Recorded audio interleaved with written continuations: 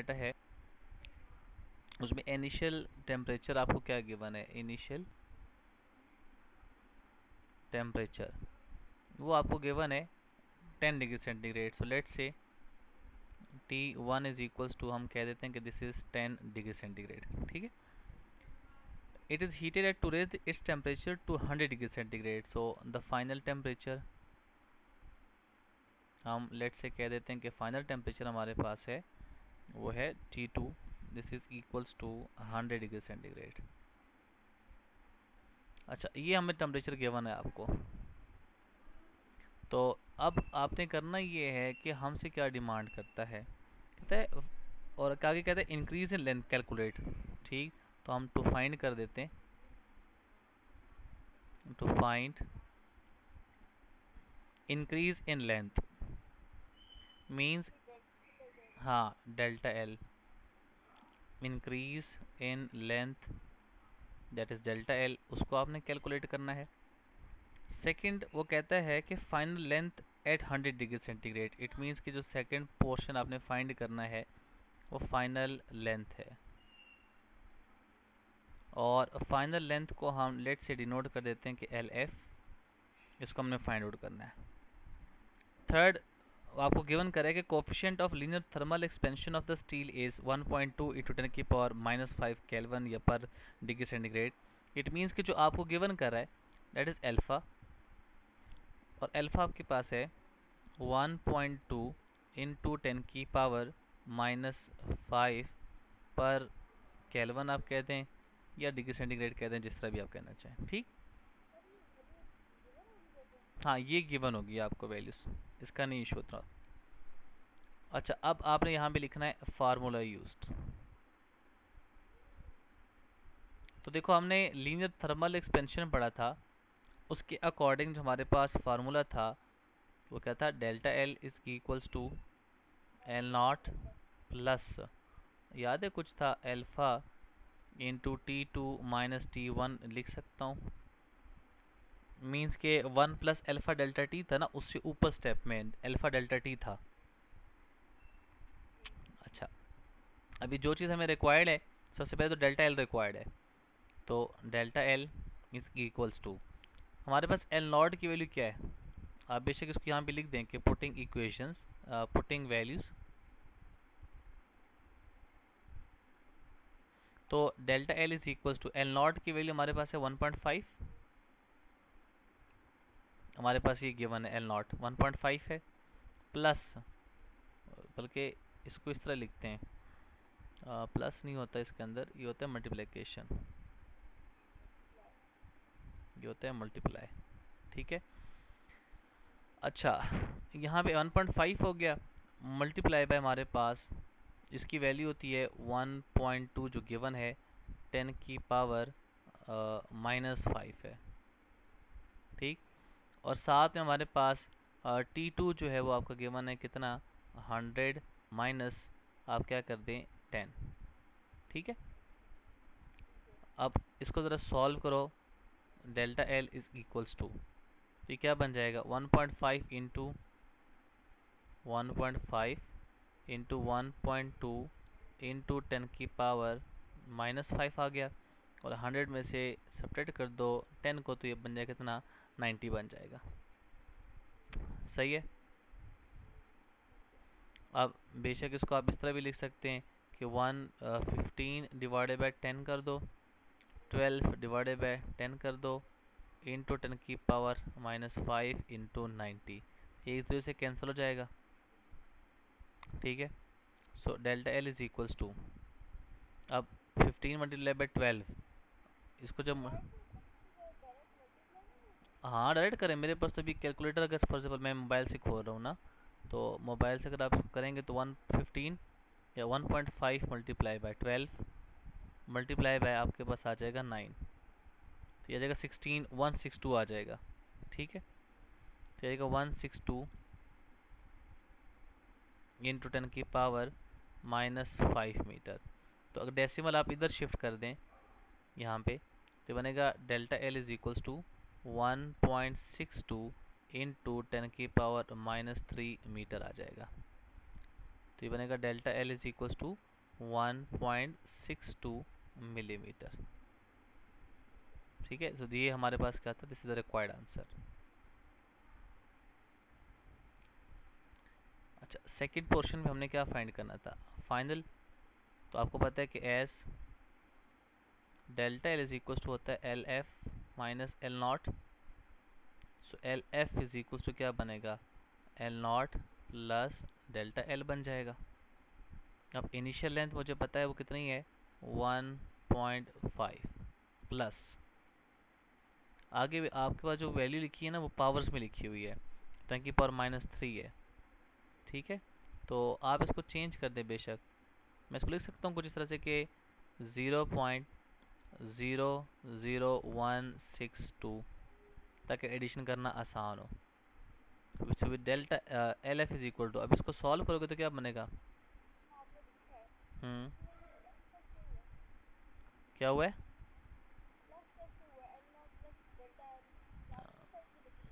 ये देखो, ये हमारे पास लिखा हुआ क्या था, इसको लिखा हुआ था एल नॉट। अब देखो ना डेल्टा एल है ना, अब इसको इधर ले जाओ तो माइनस से उस तरफ जाएगा तो प्लस बन जाएगा। ठीक है, तो ये बनेगा 1.50162 मीटर आ जाएगा। So this is the required answer. ठीक, अच्छा, अब इसी तरह से हमारे पास नेक्स्ट न्यूमेरिकल देखो। तो नेक्स्ट न्यूमेरिकल आपके पास क्या है, वो ये है, प्रॉब्लम नंबर 2 आपके पास है। अच्छा, प्रॉब्लम नंबर 2 है, बुक तो है ना सामने। अच्छा, उसका गिवन डाटा आप पहले हेडिंग दे दें, पेपर में आपने ऐसे ही अटेम्प्ट करना है। गिवन डाटा आपके पास है प्रॉब्लम नंबर 2 में, a solid cube of side length 10 centimetre. इसका मतलब है लेंथ आपके पास आ गई, इसका मतलब है लेंथ आपके पास आ गई of cube, length of the cube is equals to 10 centimetre, 10 centimetre आ गई एट 25 डिग्री सेंटीग्रेड। सो मैं कहता हूँ कि लेट से the initial temperature is equals to T1 which is equals to 25 degree centigrade। वो कहता है is heated, what will be the increase in volume at 125 degree centigrade। Means कि आपके क्या गिवन है, फाइनल टेम्परेचर गिवन, और वो कितना गिवन है, T2 आप कह दें इसको, और इसको आप कह दें 125 डिग्री सेंटीग्रेड जो आपको गिवन है। If its coefficient of linear thermal expansion is 9 into 10 की power -6 kelvin inverse, it means कि आप देखो ना ये coefficient of linear thermal expansion है वो, हाँ हाँ 3 इंटू अल्फ़ा होता है। तो आप इसको लिखो कि अल्फ़ा तो चलो मुझे गिवन है, वो है 9 इंटू 10 की पावर -6 केल्विन इनवर्स। तो आप यहाँ पे लिख लें as beta is equal to 3 times alpha होता है। So beta is equal to 3 into 9 into 10 की पावर -6 केल्विन इनवर्स आप लिख लें बेशक। ठीक हो गया। अब इसके बाद हमारे पास क्या है, आपने टू फाइंड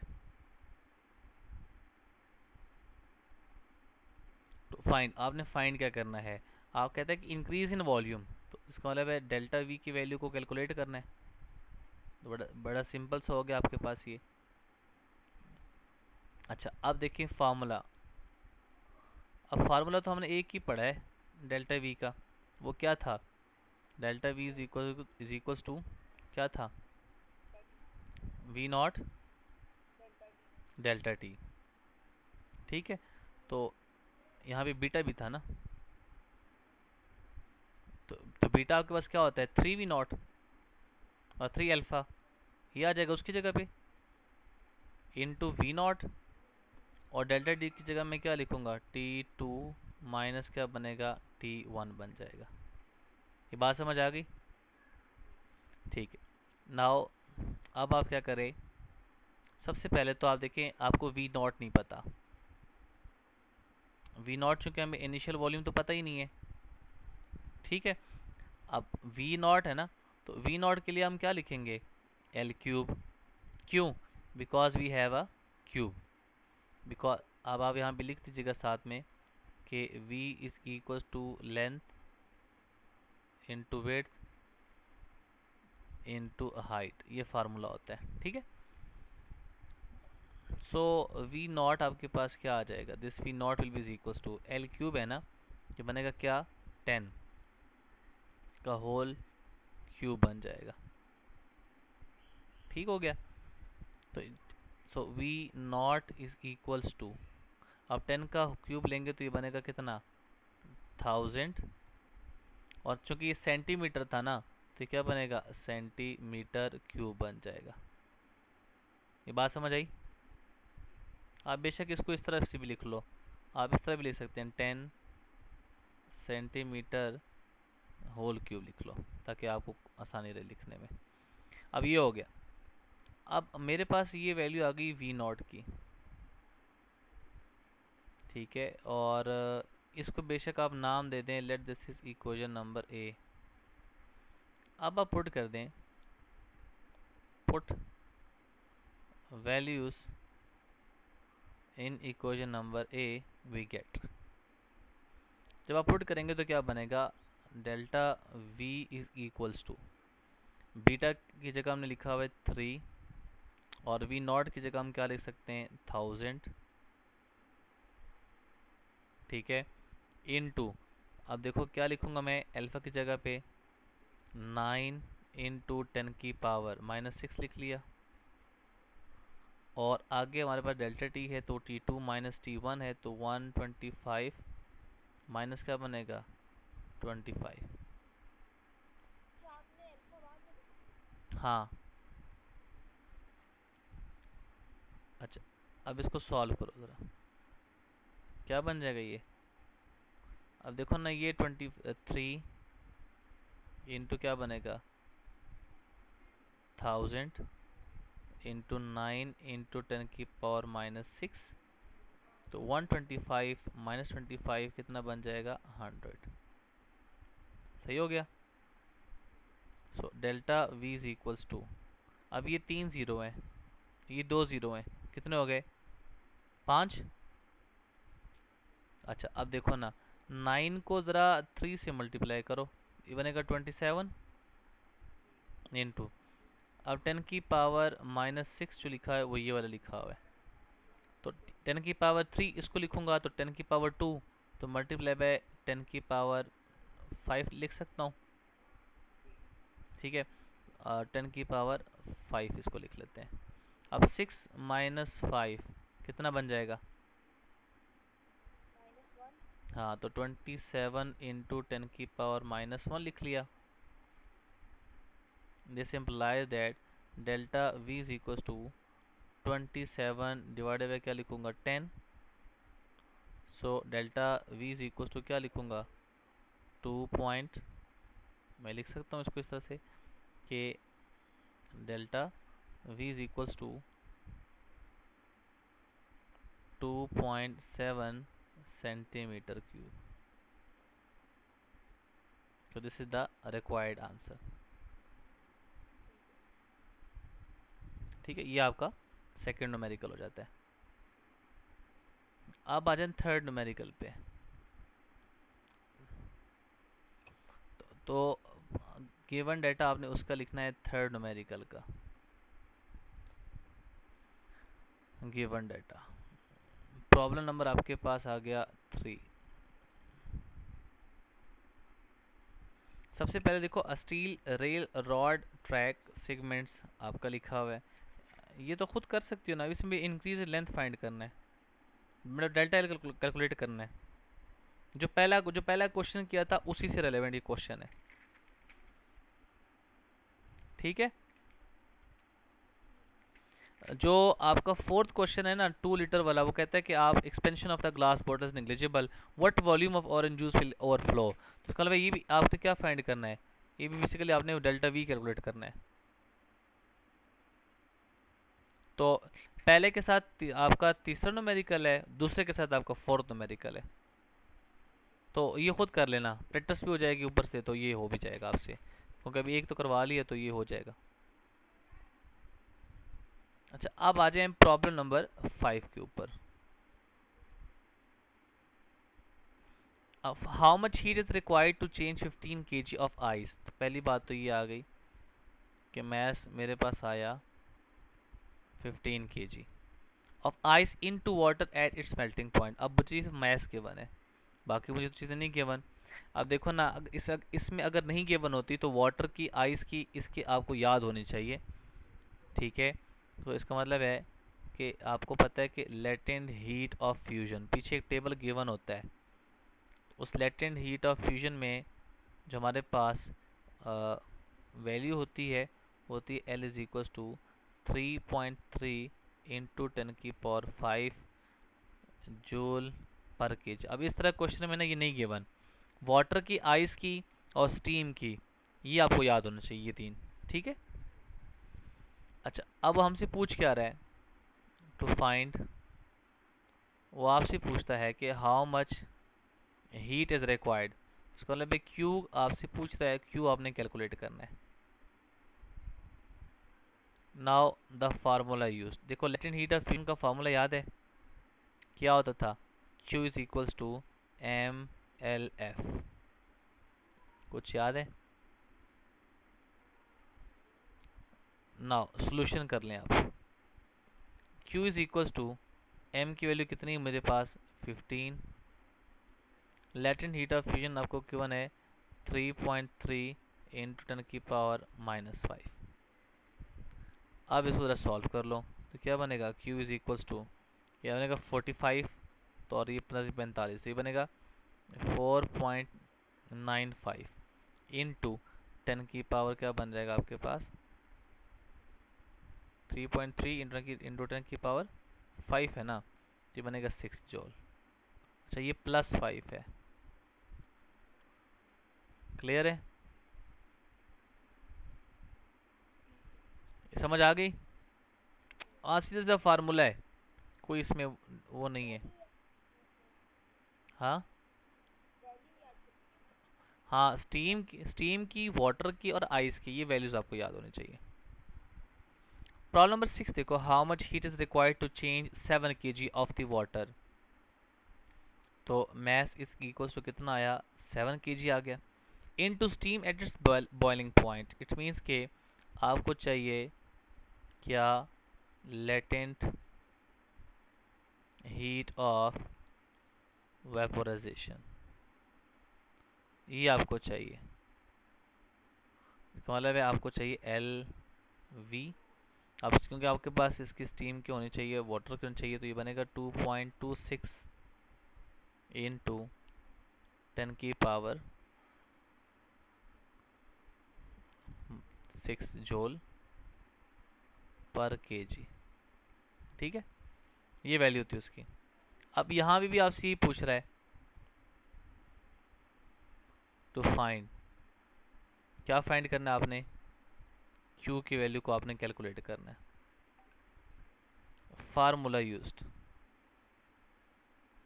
भाई फार्मूला तो यही है ना, Q इज इक्वल टू क्या बनेगा MHV। L की जगह आप क्या लिखोगे, LF की जगह क्या लिखेंगे HV, क्योंकि लेटेंट हीट ऑफ वेपोराइजेशन चाहिए, क्यों, क्योंकि बॉइलिंग पॉइंट यूज हुआ है। LV तो आपके LV भी लिख सकते हैं, बल्कि आप LV लिख लें, चलें ये लिख लें LV, ठीक है। नाउ सोल्यूशन बेटा आप लिख लें, Q इज इक्वल्स टू, बेटा मैस की वैल्यू कितनी है 7 और HV की वैल्यू कितनी है 2.26 इंटू 10⁻6 आ जाएगा। सो Q इज इक्वल्स टू, क्या देगा 7 2 15, ठीक है, और 10⁻6 है, तो बनेगा 1.58 इंटू 10⁻7 जूल आ जाएगा आंसर।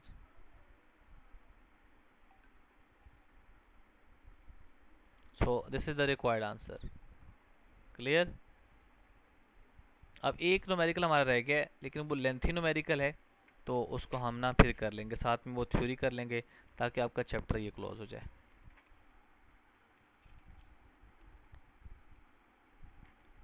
सही है।